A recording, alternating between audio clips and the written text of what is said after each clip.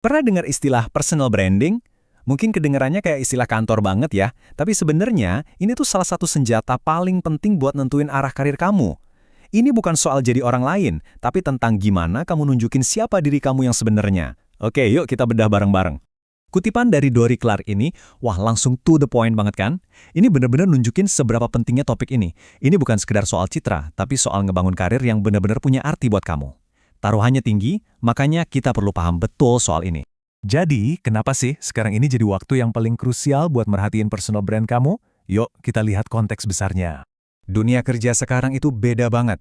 Sekarang kan eranya gig economy, di mana nyari kerjaan tetap itu makin susah. Saingan kita juga bukan lagi dari kota sebelah, tapi dari seluruh dunia berkat internet. Dan di tengah semua itu, perusahaan malah nuntut lebih banyak dari kita yang baru mulai. Jadi pertanyaannya, di tengah lautan talenta global ini, gimana caranya biar kamu dilirik? Nah, ini dia inti dari obrolan kita.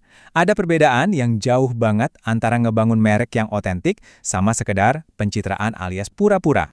Slide ini ngegambarin perbedaannya dengan jelas banget.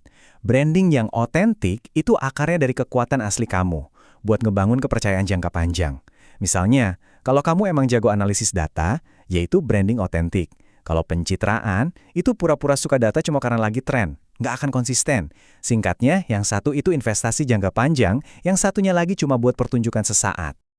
Oke, biar kita satu frekuensi, ini definisi akademisnya. Otentisitas merek pribadi itu intinya adalah saat apa yang kamu tunjukin ke dunia luar itu nyambung sama siapa diri kamu sebenarnya di dalam. Ini soal selaras, bukan soal jadi sempurna. Sekarang kita udah tahu apa itu otentisitas, yuk kita pindah ke gimana cara ngebangunnya. Kita mulai dari fondasi psikologisnya. Pertanyaan bagus kan? Untungnya, para peneliti udah coba bikinin petanya buat kita. Dan ternyata ada loh. Coba lihat model penelitian ini. Mungkin kelihatannya agak rumit ya, tapi intinya sederhana. Model ini nunjukin gimana dua pilar psikologis utama bisa ngebangun merek yang otentik dan ujung-ujungnya bisa bawa kita ke aktualisasi diri. Yuk kita bedah satu persatu. Oke, kita bedah ya dua pilar ini. Yang pertama itu keyakinan konsep merek. Ini soal mindset.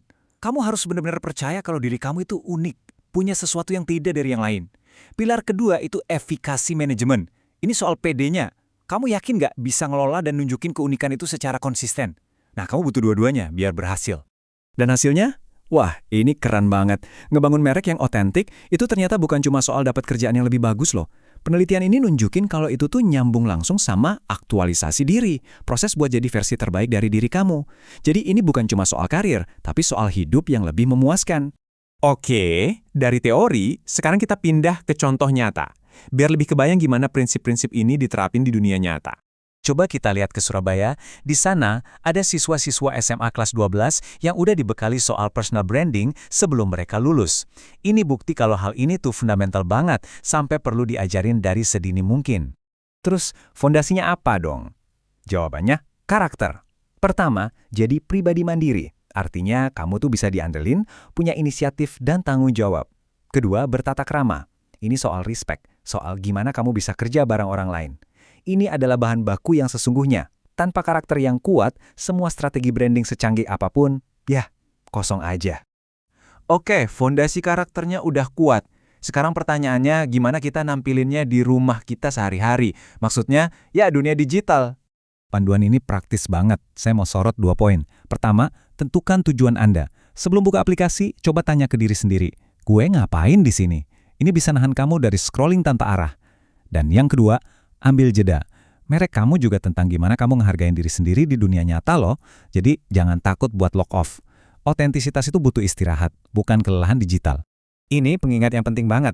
Di tengah lautan tren yang ganti-ganti mulu, jadi diri sendiri itu adalah aset kamu yang paling berharga. Otentisitas itulah yang bikin orang nyambung sama kamu buat jangka panjang.